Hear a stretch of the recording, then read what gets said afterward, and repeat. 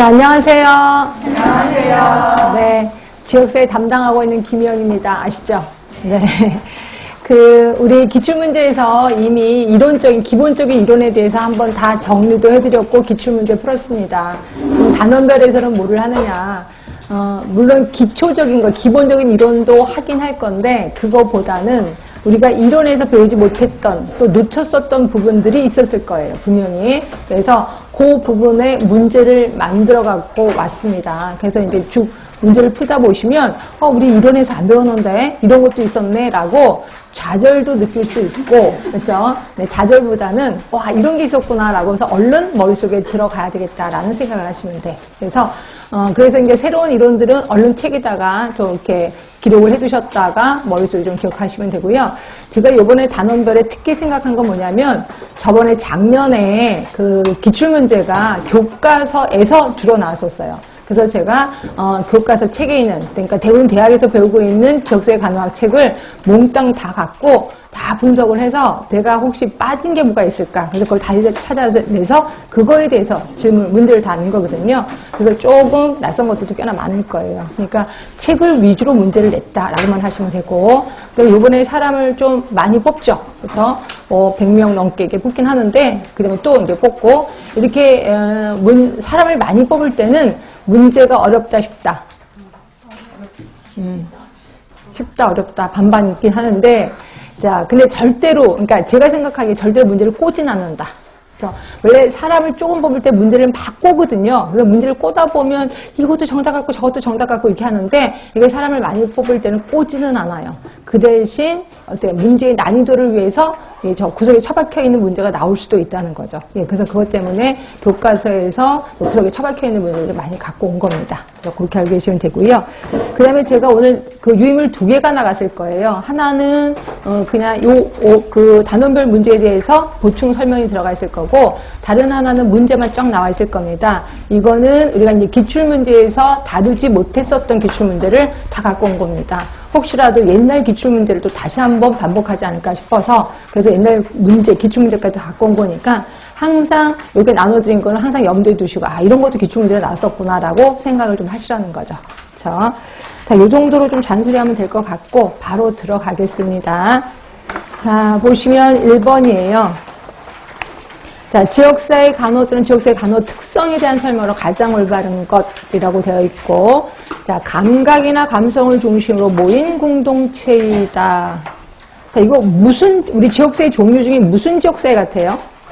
감정적 지역사회를 얘기하는 것 같아요. 그렇죠? 그럼 이게 지역사회 간호사의 특성인가? 그건 잘 모르겠는데, 일단 감정적 지역사회인 것 같고요. 자, 두 번째입니다. 기능적, 구조적, 감정적 지역사회로 나뉘어지며, 괜찮죠? 자, 이러한 분류는 서로 교집합이 없다. 있다. 그렇죠? 때로는 기능적인 게 구조적일 수도 있고, 이렇게 할 수 있다는 거죠. 공통점이 있다는 거죠. 그래서 2번은 틀린 거고, 자, 일정한 지리적인 영역과 그 영역에 살고 있는 주민이라면 서로 간의 왕래나 상호작용 없이도 지역사회가 형성된다. 뭐가 마음에 안 드세요?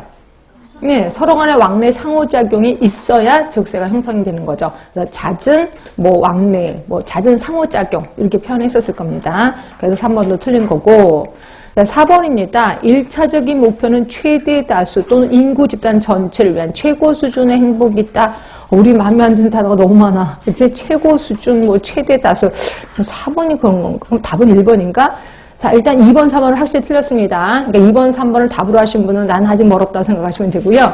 그러니까 1번 아니면 4번. 자, 답은요?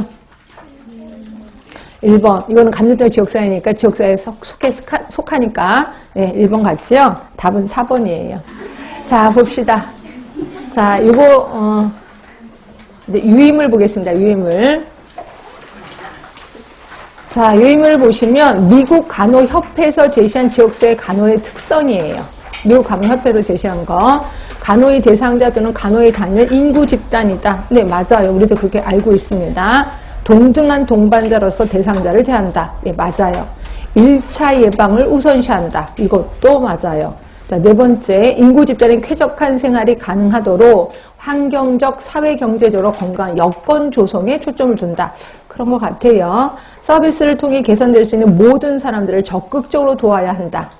자, 6번째, 인구 집단의 전반적인 건강 보장을 위해 적절한 자원 사용이 필수적이다. 자, 7번째, 1차적인 목표는 이거 보세요. 최대 다수 또는 인구 집단 전체를 위한 최고 수준의 행복이다. 이게 1차적인 목표예요. 지역사회 간호의 특성이. 이번에 새로 아셨을 거예요. 8번째, 다른 전문 인력 조직 기구들과의 협동은 인구 집단의 건강을 유지하고 증진하는 데 있어서 가장 효과적인 방법이다 라고 되어 있어요. 그래서 답은 4번이 맞습니다. 그리고 1번은 감정적 지역사회를 얘기하는 거지, 이 지금 문제는 지역사회 간호의 특성을 물어보는 거거든요. 그래서 답은 4번. 그래서 1번 같은 건 새로 배우셨으니까 얼른 머릿속에 기억을 해 두셔야 됩니다. 그 다음에 2번이요. 자, 지역 간 요새 건강 불평등 이런 것들이 좀 많이 나와서 건강 불평등이 존재하는지를 판단할 때 흔히 사용하는 지표는 건강 결과, 건강 상태, 건강 행태 요 세 가지가 있대요. 자, 이 중에 다음 중 건강 상태의 대표적인 변인으로 사용되고 있는 지표, 이런 건 처음 보셨기 때문에 감으로 잡으셔야 돼. 일단 사망, 결과, 상태, 행태 중에 어디에 속할까요? 사망. 결과죠, 결과. 그죠? 자, 그러면 주관적인 건강. 자, 결과, 상태, 행태 중에 어디에 속할까요? 주관적인 건강. 상태 같아요. 그죠? 그럼 흡연은 어디에 속해요? 흡연. 행태죠, 행태. 그죠? 소득 수준. 요게 어디에 해당되는지 잘 모르겠어요. 상태? 건강 상태? 그럼 소득이 많으면 건강해요? 소득이 없으면 불건강해요? 이건 좀 아닌 것 같아요. 그쵸? 근데 확실히 여러분의 건강 상태를 2번이라고 했으니까 답은 확실히 맞았어요. 2번입니다. 2번. 그러면 건강, 소득 수준은 뭔데요? 이것도 좀 보겠습니다. 자, 유임을 보시면요. 삼각형, 그거는 좀 이따 할 거예요. 답도 할 거니까. 자, 건강 불평등부터 볼게요. 2번입니다. 자, 건강 불평등 지표는 크게 3개예요. 건강 결과, 그다음에 건강 상태, 그다음 건강 행태. 이 3개가 건강 불평등 지표고요. 건강 불평등 결정 요인이 역시 3개 있어요. 소득, 고용, 교육 수준. 이 3개가 불평등 결정 요인이에요. 이것도 여러분 새로 배우셨으니까 외우셔야 돼. 건강 결과는 사망이고 건강 상태는 주관적인 건강 상태. 객관적인 건강